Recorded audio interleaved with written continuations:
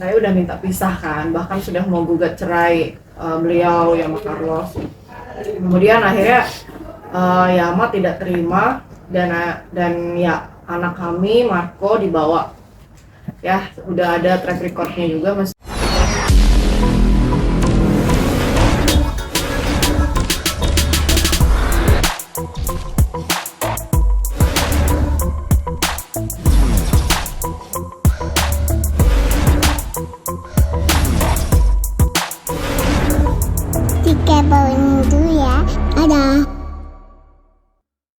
Ya, jadi gini, jawabannya gini, pertimbangan dalam putusannya tersebut, ini lucu lah kalau menurut hemat kami, ya. Satu, katanya Arvita itu mabuk-mabukan. Kami jelaskan, karena saya ini selaku saksi sejarah di dalam hubungan mereka berdua, karena biar bagaimanapun juga, Yama Carlos itu sahabat saya, Arvita sahabat saya. Kedua orang tersebut adalah sahabat saya sudah lama.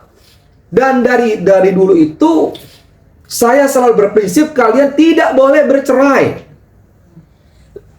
Jadi berantemnya mereka tuh kami menjadi pendamai. Bahkan dulu itu Arvita sudah tidak mau. Saya memberikan nasihat kita. Coba lagi, betul ya? Coba lagi. Sabar. Yuk kita perbaiki. Maka saya tidak pernah mau, kami tidak pernah mau menerima, ya mendampingi dalam perceraiannya. Kami nggak pernah mau.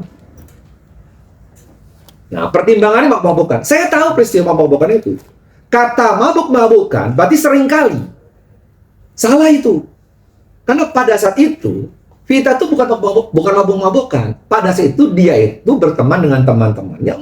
Maklum lah, namanya pramugari. Minum wine biasa saja lah. Di kota besar ini minum wine biasa aja. Iya, jangan jadi kayak pura-pura kayak gimana. Ini minum wine biasa aja. Bukan mabuk-mabukan, satu kali saja. Betul ya? Pulang pun juga tidak mabuk geliang-geliang gitu, bukan. Ya kan? Dia dinner dengan temannya, minum wine gitu kan. Terus udah gitu pulang biasa normal aja, cuma satu kali. Siapa sih orang di Jakarta ini yang nggak pernah minum wine? Saya juga pernah minum wine. Masa saya dibilang mabuk-mabukan? Enggak juga, ya kan? Cuma satu kali. Itu dijadikan pertimbangan. Ya, hilangnya hak asuh anak ini. Masalah mabuk, ya kan? Kedua, masalah apa lagi tuh kemarin tadi itu? Tidak menyiapkan makanan gitu. Tidak menyiapkan makanan. Itu kesaksian dari dua asisten rumah tangganya. Leni ya? Leni itu memberikan kesaksian bahwa Arvita ini tidak memberikan makan kepada Yama Carlos. Masya Allah, masa hal kayak gini tidak memberikan makan, kamu nggak kasih makan? Gojek. Ini dijadikan pertimbangan hilangnya hak asuh, ya kan? Masa urusan nggak kasih makan, emang nggak kasih makan? Kata nggak kasih makan tuh yang kasih makan harusnya ya kasih makan buat istrinya. Nggak siapkan makan. Nggak siapkan makan. Masak kali nggak masak. Ya kalau nggak masak ya nggak bisa masak mau gimana? Istri saya juga nggak bisa masak. Itu kan kerja lagi, gimana? Cari kan tulang punggung juga. Iya kan? Masa itu dipermasalahkan sehingga akhirnya diputus hak asuh anak hilang gara-gara nggak kasih makan. Simpel sekali. Iya kan? Nah, itu ada lagi pertimbangan lain. Selain itu dua, ada satu lagi, apa lagi tuh? Kalau selingkuh tuh nggak ada, insya Allah nggak ada lah. Nggak masuk dalam pertimbangan, itu nggak masuk. Jadi kalau kemarin saya tanyakan kepada Arvita, mau dilapor-lapor tentang selingkuh, nggak bisa jalan. Mau bagaimana, selingkuh di mana? Harus ada putusan pengadilannya dulu. Ya kan, hati-hati cara berbicara, nanti jadi perkara lagi baru. Iya kan? Itu jalan, itu kalau masalah selingkuh itu nggak benar. Ya. Terus ada lagi pertimbangan lagi yang kemarin. Oh, ada surat pernyataan. Yang paling berat. Jadi gini, timbulnya surat pernyataan, ya, itu sejarahnya itu saya beritahukan. Pada saat itu, anak daripada Arvita dan Yama diambil oleh Yama ya. Diambil duluan. Terus udah gitu, Baru saya disodorkan surat pernyataan itu. tidak boleh ketemu dengan anaknya. Iya, tanpa tanda tangan surat. Jadi kalau diberikan surat tersebut, kalau tidak ditandatangan, Nggak akan dikasih ketemu. nggak akan dikasih ketemu. Terus selanjutnya, karena kamu ingin sekali ketemu dengan anak, Iya. akhirnya terpaksa tanda tangan. Iya, karena itu satu-satunya syarat, Bang. Satu-satu. Coba kamu ceritakan dengan jelas. Coba kau ceritakan dengan jelas. Ya, jadi memang ada keributan dari tahun 2017 sama 2019. Itu surat pernyataan itu lahir di tahun 2017 sama 2019. Di situ saya udah minta pisah kan, bahkan sudah mau gugat cerai beliau yang Carlos. Kemudian akhirnya Yama tidak terima dan ya anak kami Marco dibawa. Ya udah ada track recordnya juga, maksudnya udah ada jejak digitalnya, yaitu saya dipisahkan sama anak saya 2 kali kejadiannya, dan dua-duanya itu apabila saya mau bertemu satu-satunya syarat adalah menandatangani surat pernyataan di atas materai, yang mana salah satu isi pasalnya adalah saya bersedia memberikan hak asuh anak sepenuhnya kepada Yama Carlos apabila saya mengajukan gugatan, apabila saya minta berpisah gitu. Jadi ya pada saat itu saya udah dalam tekanan, tertekan, depresi, stres, dan udah rindu teramat sangat sama anak saya. Jadi ya sudah, saya tempuh itu dulu jalannya, tanda tangan. Dia terpaksa di tanda tangan. Betul. Siapa sih yang mau kan? Nggak ada seorang ibu melepaskan hak asuhnya ya. Tapi kan pada saat itu saya mengorbankan lah. Pada saat itu yang penting saya ketemu sama anak dulu gitu kan. Nah, terus selanjutnya 2017. Itu 2017. 2017. Keributan yang pertama yang saya dibilang mabuk-mabukan itu. Jadi ada surat pernyataan 27 April 2019 dan 2018. Jadi pertama tanggal 15 Maret 2018 bukti T8, dan surat pernyataan tanggal 27 April 2019 ya, bukti T9 ya. Jadi jangan pertimbangan juga dalam putusan hilangnya asuh ini ya. Nah, ini pun juga kita ajukan nanti ya. Nah, jadi menurut hemat kami amar putusan tersebut ya sangat zolim ya. Sangat zolim. Sangatlah berpotensi merugikan hak hukum klien kami. Ya, maka klien kami melalui kami mengajukan banding ya untuk mendapatkan keadilan yang seadil-adilnya. Keadilan yang hakiki ya. Biar bagaimanapun juga netizen bisa menilai. Gimana pun juga ini adalah ibu, ya tidak bisa lepas hak asuh tersebut. Tapi putuslah, menurut hemat kami putuslah yang seadil-adilnya. Putusan itu adalah diasuh kedua belah pihak, ibu dan bapaknya, dua-duanya, bubu dan bobo atau apa? Bubu dan apa? Tor, dipanggilnya Tor. Oh, bubu dan Tor. Awalnya bubu sama baba. Bubu sama baba, terus? Tapi karena pada saat itu anakku lagi suka Avengers bang, jadi main, dia dipanggil Hulk, si Marco dipanggil Hulk, bapaknya dipanggil Thor gitu. Jadi Thor. Nah, ya udahlah. Kalau kamu dipanggil apa? Bubu. Tetap bubu. Jadi biarlah hak asuh anak itu diasuh oleh bubu dan Thor, iya kan? Iya kan? Jangan butor, ekspor tuh gini, iya kan? Iya kan? Itulah, iya kan? Iya kan? Itu yang harus saja butor jadinya nanti, ya kan? Nggak boleh lah. Dan kami membantu karena kami ini adalah sahabatnya beliau. Memang pernah kemarin Mas Yama datang ke sini untuk minta bantuan. Cuman dalam tersebut digugat oleh Arvita. Gugatannya perceraian, kami tolak, nggak mau. Karena biar bagaimanapun juga kedua pelaku sahabat kami. Ya, sahabat kami nggak mau kalau sudah ceraikan. Tapi sekarang Arvita itu meminta bantu untuk mendapatkan seadil-adilnya. Bang, hak asuh anak ini tolong diasuh bersama. Nah, kalau bersama kami setuju. Tapi kalau hak asuh mau di tangan Arvita, oh saya nggak setuju. Anak jangan jadi korban. Ya, jadi ketidakcocokan orang tua itu urusan orang tua. Tapi anak nggak boleh jadi korban. Itu pesan saya. Jadi harus diasuh kedua belah pihak. Ya, itu pesan saya. Bang, kedua belah pihak maksudnya gimana, kan mereka udah pisah rumah tuh. Artinya diaturlah.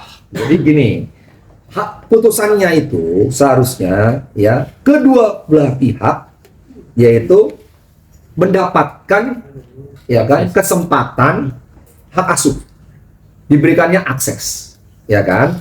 Jadi misalnya gini, dalam 1 minggu 4 hari di ibunya, 3 hari di bapaknya. Ya, ibunya dan bapaknya diberikan kesempatan akses ya untuk memberikan pendidikan yang layak, ya, waktu, silakan diatur waktunya, ya, itu lebih adil. Jadi anak itu merasakan kasih sayang dari bapak dan kasih sayang dari ibu, ya, itu yang kami harapkan. Nggak boleh salah satu pihak. Bang, tapi dari putusan itu kan secara hukum ayahnya yang bisa mendapat haknya. Nah, Arvita masih boleh nggak bertemu sama? Nggak boleh. Dalam putusan tersebut, kalau menurut hemat kami kurang cermat. Tidak diberikannya akses kepada ibu. Nah, kalau itu caranya, kalau kita mau patuh dan taat pada putusan tersebut, maka seumur hidup Arvita tidak boleh lagi, tidak punya hak lagi untuk mengasuh anak. Memberi kasih sayang. Ya, Ada bang. jadi kan di putusannya ada, nggak kami boleh ada, ketemu. nanti ada. Jadi disitulah menurut hemat kami itu mengkebiri, zolim terhadap klien kami. Ada ketidakadilan di sini. Masa seumur hidup Arvita selaku ibu kandungnya tidak boleh jumpa lagi, tidak boleh bertemu lagi. Ini tidak adil, ya, tidak adil. Maka kita akan banding. Bang, tapi dari pihak sana malah sampai saat ini Marco masih di Oh jelas. Bahkan dia belum sempat bertemu pada saat proses perceraian kemarin. Kalau berbicara adil seperti apa bang mungkin tanggapannya? Putusannya, kita tunggu putusan tersebut, ya kan? Legalitas putusannya itu kita dapatkan atau mau duduk sama-sama,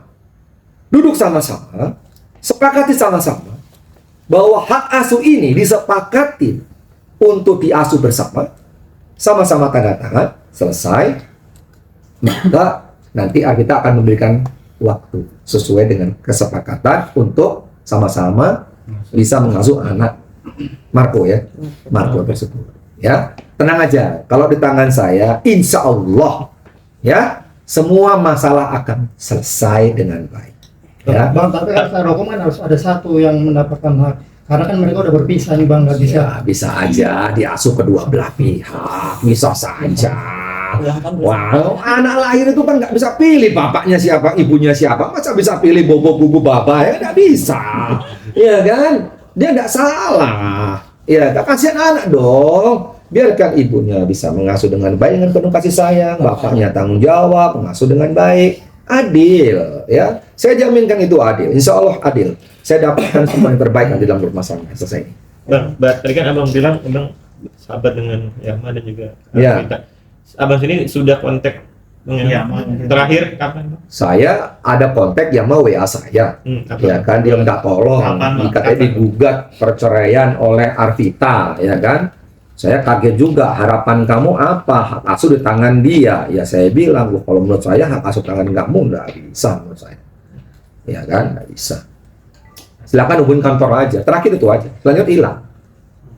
Nah intinya gini, pada saat dia minta tolong, posisi di saat itu digugat oleh Arvita perceraian. Nah kalau perceraian kami nggak mau pegang, karena biar bagaimanapun juga mereka sahabat saya. Dari awal mereka bermasalah, berseteru dengan susah payah, saya mendamaikan kedua belah pihak. Saya damaikan berkali-kali.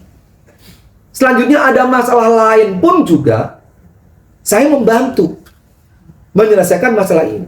Tapi pada saat kemarin Arvita memakai kuasa hukum yang lain, menggugat perceraian, ya mana tolong saya tidak mau. Karena untuk menceraikan saya tidak mau.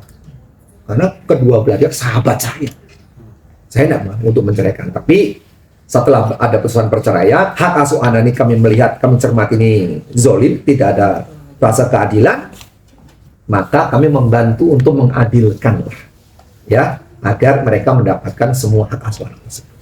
Bang, kalau misalnya bicara adil tadi bang, sampai saat ini bapak dari pihak Arvita nggak memberikan ruang buat Kalau untuk bertemu bang. Baik. Jadi gini, saya sudah tanyakan kepada Arvita kemarin, kenapa tidak diberikan waktu? Karena juga pernah ada kejadian trauma, ya, atau kata misalnya jurisprudensi dong, bagaimana deh kan? Dulu anak itu gimana? Dibawa hilangkan atau gimana? Coba kamu ceritakan. Hah? Kenapa kamu nggak berikan kesempatan? Hilangnya kepercayaan dengan Yama.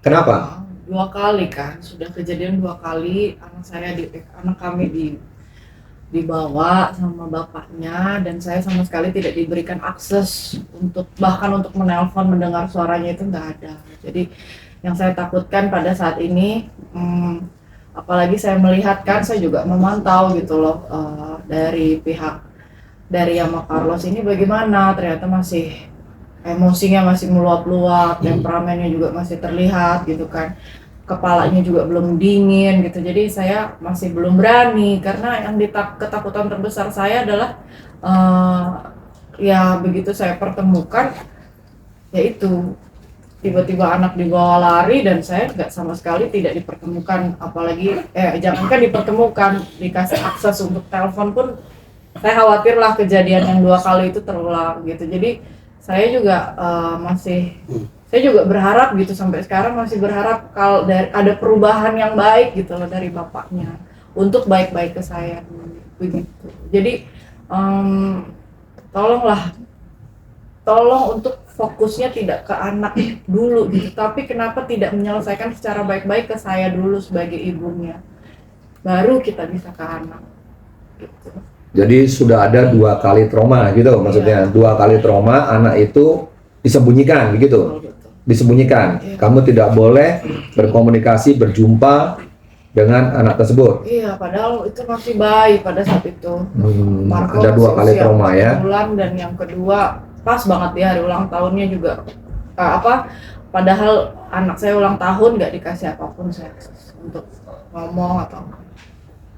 Mbak, tapi bagaimana waktu Mas Marco bilang katanya mau Mas ketemu Marco,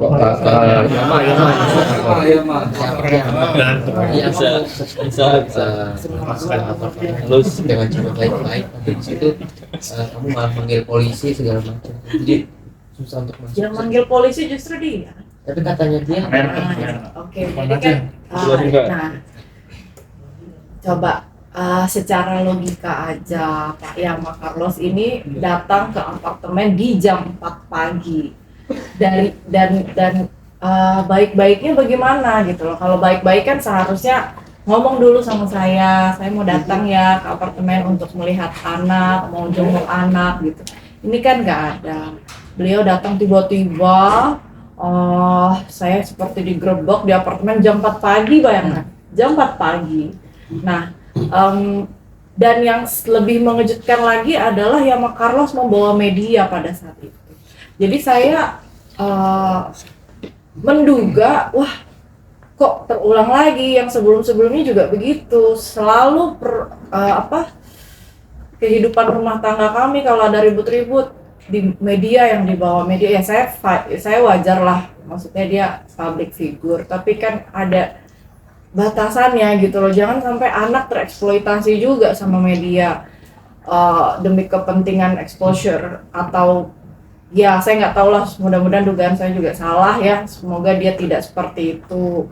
Jadi ya saya melindungi anak saya lah di saat itu. Saya nggak mau sampai ke expose media, anak saya jam 4 pagi, bayangin masih tidur. Jadi baik-baiknya dari mana? Di bagian mana baik-baiknya? Ngomong sama saya aja nggak ada omongan. Bahkan ada pun diskusi dari Yama Carlos, maksudnya bukan diskusi, ada pun omongan ke saya itu ya sifatnya amarah, emosi, ancaman gitu. Tidak ada itikat baik gitu dari Yama, itu nggak ada gitu. Dari saya selalu ada, tapi ditolak mentah-mentah terus. Jadi saya minta tolong, justru inilah tujuan saya.